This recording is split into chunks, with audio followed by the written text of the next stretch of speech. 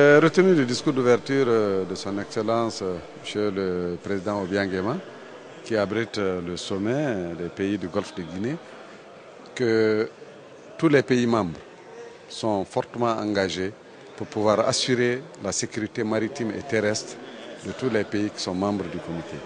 Et en secondo, il a même souhaité que les pays qui veulent participer,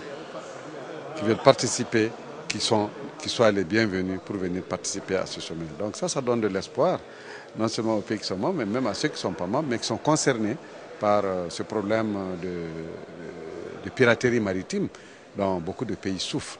Et vous savez que quand il y a l'insécurité maritime, il y a forcément l'insécurité terrestre. Et tous les pays africains sont mobilisés pour lutter d'abord contre le narcotrafic, contre l'insécurité maritime et bien sûr terrestre, et contre naturellement ce que nous on a connu, contre la lutte contre tous ces djihadistes et puis tous ces terroristes qui sont là et qui émaillent le continent africain et qui créent des problèmes à nos nations.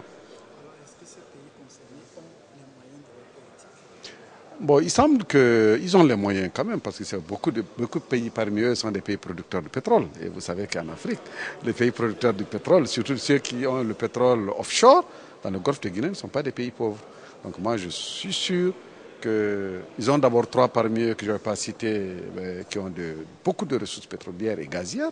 Et les autres également ne sont pas moins nantis. Donc ils ont les moyens de pouvoir assurer leur ambition en ce qui concerne la sécurité maritime. Merci, excellent.